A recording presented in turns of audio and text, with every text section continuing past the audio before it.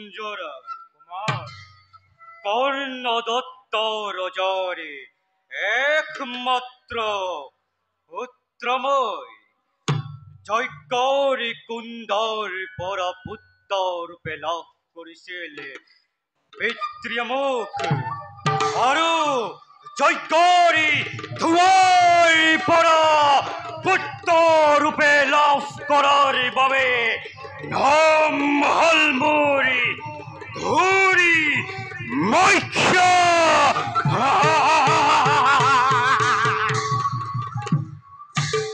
অত্যাচারী উৎপীড়নী হল মোরি জীবনরি মহামন্ত্র প্রজারি প্রজারি হিয়া ভবা আর্তনাদে মুখ আনন্দিত করে তুলে প্রজারি প্রজারি দেহর পরা নিগরিত রক্ত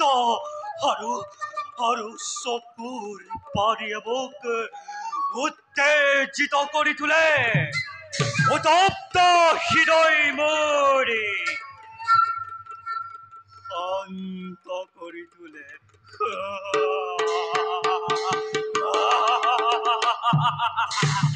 সেই হে সেনাপতি প্রজার উপরতে অত্যাচার করা উন্মত দতালে হাতিকে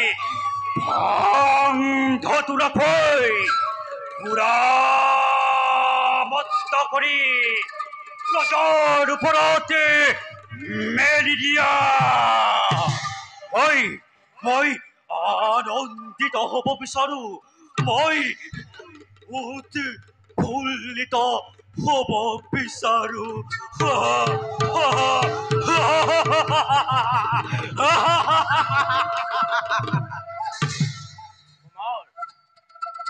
আদেশ ৰস আদেশ বুলি আমি অখৰে অখৰে পালন কৰি আহিছো কিন্তু সেনাপতি কিন্তু কুমাৰ ভালদৰে ভাবিছো তুমি অত্যাচাৰ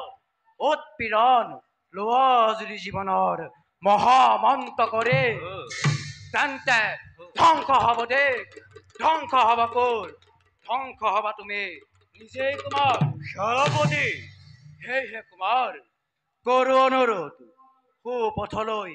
ঘূৰি অহা নহলে ৰাজ্যত বিদ্ৰোহৰ সূচনা হব ষড়যন্ত্ৰৰ মেলিব পাতনি বিদ্ৰোহ হয়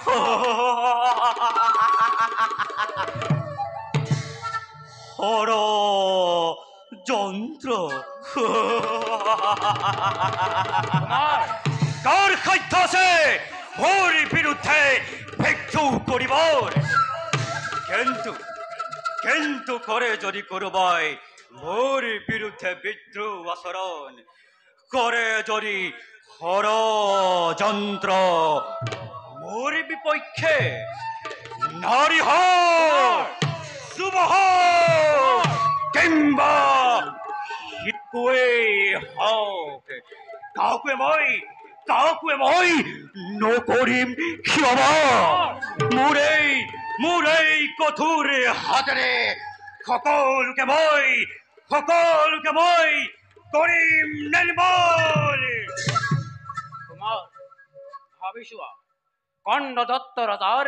একমাত্ৰ পুত্ৰ তুমি তোমাৰ ওপৰত ৰাজ্যৰ ভৱিষ্যত নিৰ্ভৰ কৰে হে কুমাৰ অধৰ্মত নিদিবা পশ্চয় ধৰ্মত লোৱা আশ্ৰয় তেতিয়াহে তোমাৰ বাঢ়িব সন্মান মৃত্যু হব গৌৰৱান্বিত ধৰ্ম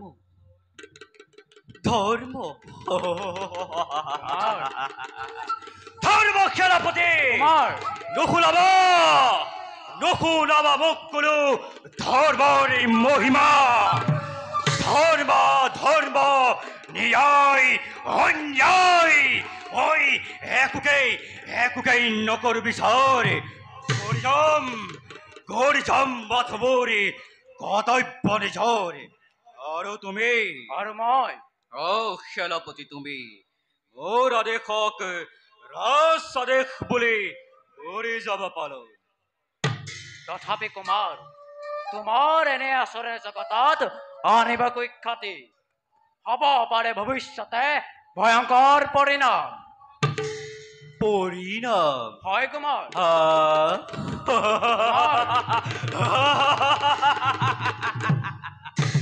ফেৰত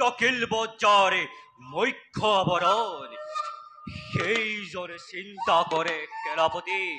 পৰিণামেৰ কথা, কুমাৰ, কিন্তু ভেরু নহয় নহয় কাপুরুষ মই মই উন্মাদ মই আতঙ্ক অময় দুর্ভাগ্য সৃষ্টির আতঙ্ক